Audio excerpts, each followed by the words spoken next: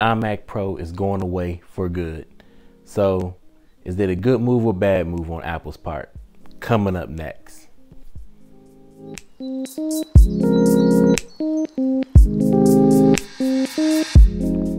So guys, it's official that Apple just released that the iMac Pro is finally going away. Well, let me say, not finally going away, but it's being discontinued nonetheless. So, like, really, what was the reasoning behind it? Well, if you kind of look at how the news went before with all the other products that came out with the Apple lineup, from the new iPads and from the other new phones, you can kind of see where direction that the iMac and all the other lineup is going and what direction they're going in. And that's definitely true for the M1 Mac series as well. So when I first saw the news, I was kind of thrown back by it, but I was like, well, the iMac Pro was a pretty good iMac, you know, even though that with the new M1 Silicon MacBook Pros, as well as the new Mac Minis that came out, even though that they didn't really necessarily say anything about the iMac in general, but we all knew that down the line that they was going to upgrade the iMacs as well. But I didn't see that iMac Pro going away. So when I thought about it, I thought about maybe a couple of points. And the first point that I thought about why Apple maybe went this route and why it maybe be a good idea was from an option standpoint. Now, when I talk about options, I mean maybe the lack of options, and I'm talking about the lack of options that was provided by the iMac Pro in comparison to the 21 and 27-inch iMac. But for the sake of argument, we're going to concentrate more on the 27-inch iMac, since it is the most comparable to the iMac Pro that's going out the door. Now, when you first look at the iMac Pro, without even going through all the intricate tech specs of it, we all know that it was a base price of $4,999 and pretty much $5,000 even. In comparison to the iMac with the 27-inch that had three price point options at $1,799, $1,999, or in plus $2,299. Now, one might be thinking like, well, the iMac Pro was like the top-notch iMac, and it was, or is it? Now, I say that because with the iMac Pro, you was pretty much set at what the specs that came with it. There was no option to upgrade or to build up. What you got was what you got. You paid that one base price, and that was it. In comparison to the iMac 27-inch, where you can price it the different tier levels. Even if you start at the $1,799 version and you spec'd it up, of course the price will rise. And of course it went down from $1,999, where you get more speeds, more RAM, and more memory, and went on and so forth with the Intel Core chip as well. You really had options to scale up or scale down to comparison to what you want. So that's why I think that it was actually a pretty good reason on Apple's part to actually go away with the iMac Pro, just for that reason alone. Yes, some might argue that the iMac Pro was like the gem of all gems as far as the iMac is concerned, as far as the processing power and what you can get for it. But can you really make that argument in comparison to maybe you specking up a regular 27-inch iMac with the highest of RAM, the highest of memory, the highest chipset that Intel provided at the time? Can you really argue that? And my argument is no, because for me personally, I like the iMac Pro. I used it once. I didn't necessarily own one. I was more of a MacBook, a laptop person, so I didn't really see the need for me to have an iMac. But main thing, but from using it, yeah, it's a beast. I mean, you can do your editing, you can do all your photo editing, video editing. I mean, get work done, browse between different apps all at the same time, and not lose any speeds or productivity, none whatsoever. But you have to argue the fact that you could have got the same thing with the regular iMac 27-inch, even with those different three price options. And even with the lowest of options at the $1,799 standpoint, you still was able to get enough done. Like for me, other than the option of just the space gray color of the iMac Pro, which I think was awesome, which I'm a huge space grade fan as far as Apple products are concerned, and I'm sure a lot of you guys are. You really, as it in that, I could have made the argument that I could have got the same productivity of the iMac Pro, and if I really needed to get the lot, at least I had the options, the 3 pricing options, to really scale up or scale down and build the machine the way I wanted to. So from an option standpoint, I believe that going away with the iMac Pro was the right decision, because it's just so much better with the regular 27-inch iMac with those options, that you can finally get a machine that is built and custom tailored for you. As with, you was stuck with at $5,000, you was stuck with what the iMac Pro at the time provided to you. And again, some may argue that, yeah, you still got a lot for $5,000, and don't get me wrong, you did.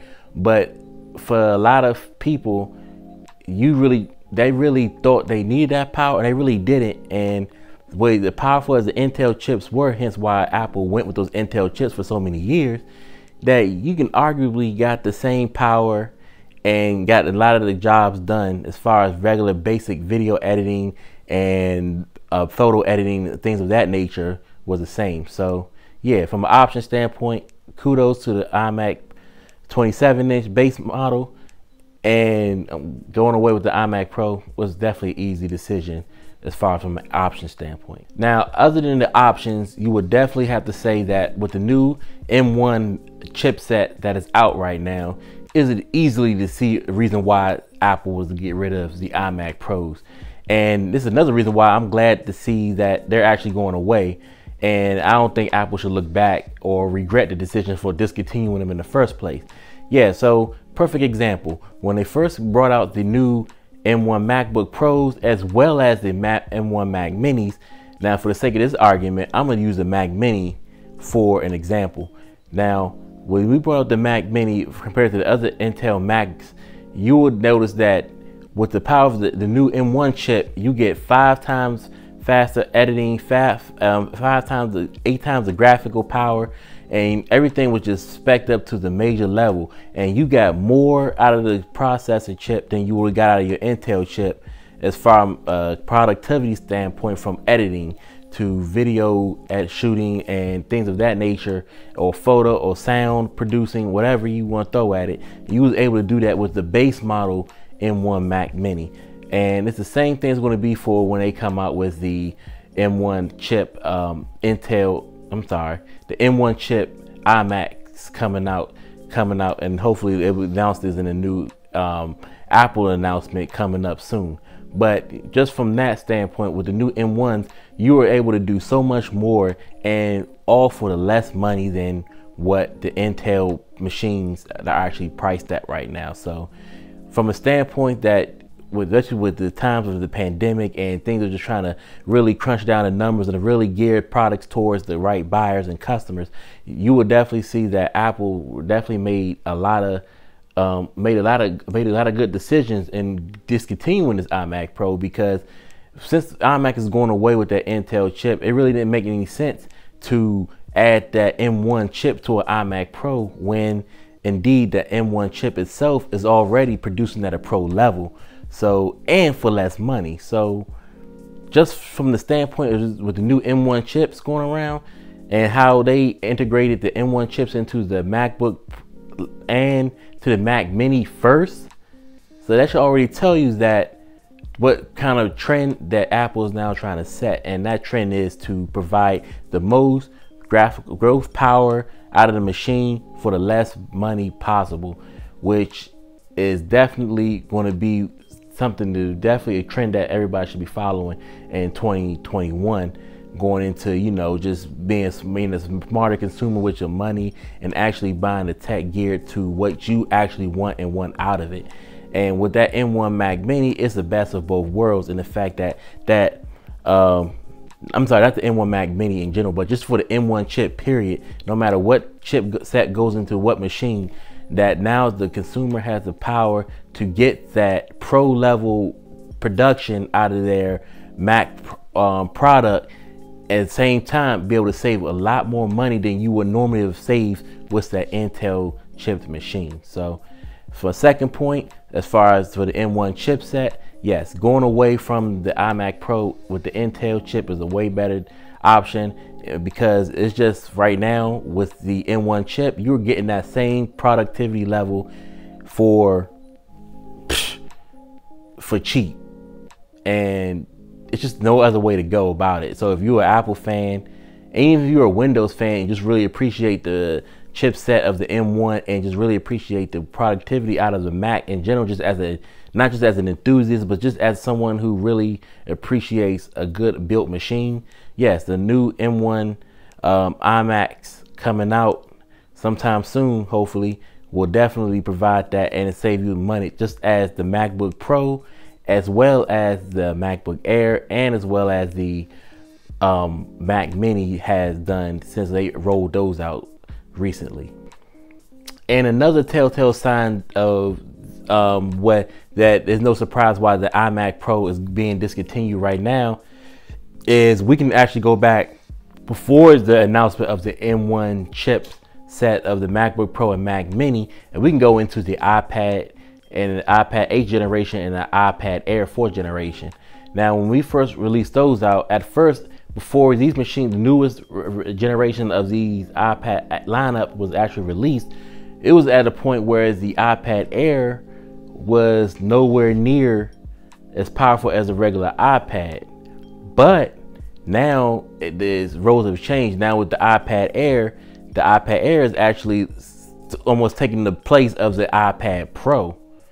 And even though with the A14 Bionic chip was built into the iPad, you can actually do the same kind of, almost the same level of graphics, of processing, editing, and just being an overall more productive machine out of the iPad Air in comparison to the iPad Pro, which at the time now, iPad Pro is way more in thousands of dollars in comparison to a couple hundred that you would get like $600 out of the iPad Air. And if you really want to scale down, you can just go down to the regular iPad 8th generation and you still be able to do basic editing, basic, you know, photo editing, video editing, just scrolling through different applications and getting jobs done. And if you add that with the keyboard case, you can actually, you know, turn it into a laptop almost. So Apple is showing you that you can get more with less, and they've proven that with the price point from the iPads and with the new M1 machines coming out. So, and nobody talks about the iPad Mini. What happened to that?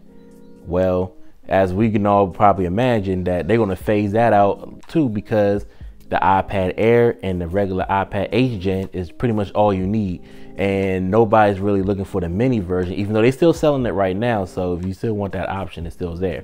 But just overall, you really don't need it, because why pay for that when the iPad Mini is more than the iPad 8th gen and you're not getting nowhere near the same power as you would get?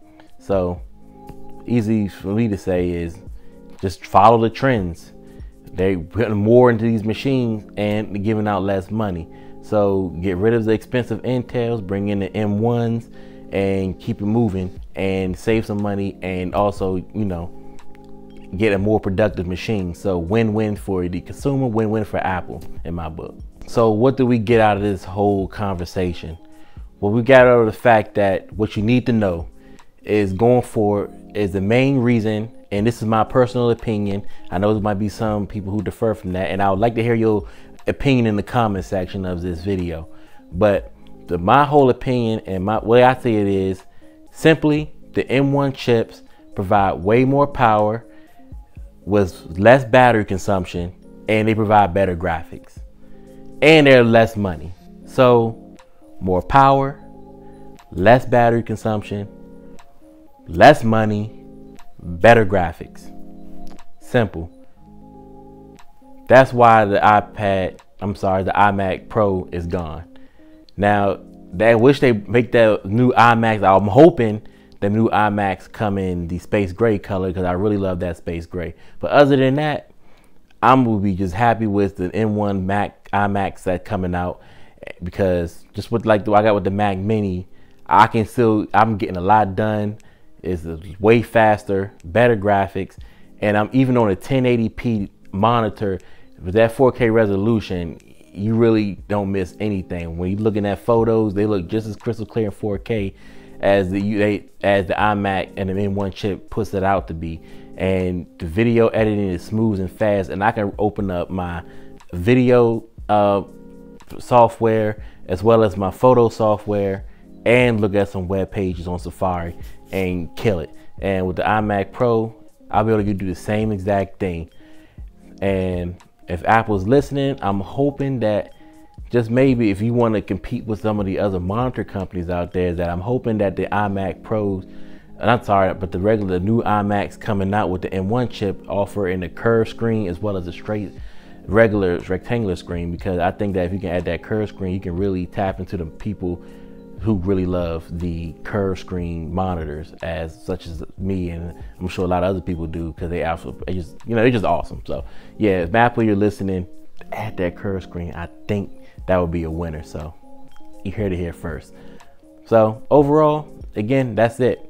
M1 chip, more power, less battery consumption, better graphics, and most importantly, less money for you as a consumer. So all right, guys, that's it. I hope you guys enjoyed my discussion today about the outgoing and discontinuation of the iMac Pro. And I know you guys are sorry to see it go, but just don't worry that it's a new day coming. 2021 is going to bring a new lineup of iMacs, and that M1 chip is going to be pushed harder, and you're going to get a lot more for your money. That's my personal opinion. I hope you agree with that. So definitely, if you have any questions, comments, or concerns, I definitely want to hear what you think. What do you think about the discontinuation of the iMac Pro? Definitely leave your comment in the comment section below. And I'll also have a link to some purchase if you were interested in purchasing the last bit of the iMac Pros that are out right now, if you can find one. I'll leave a link down in the description below for your purchasing. And I'll also leave a link to some of the new M1 products too, if you're interested in purchasing those, since that's the way that they're going. And if you really want to, if it's actually your first Apple product, definitely that's a good time for you to buy an M1 product right now. This video is not sponsored by Apple in any way, shape, or form, but they're just good, and I'm just gonna give you my honest opinion about it. So if you're interested in checking it out, I'll have all the links to those below. So again, definitely subscribe if you enjoyed this video and enjoy to hear more reviews coming up soon about all the other products and lineups and everything like that. Definitely subscribe and definitely hit the like icon. I'll definitely appreciate your support. So again, this is Darren with Everyman Tech. I hope you have a great and safe day. Bye.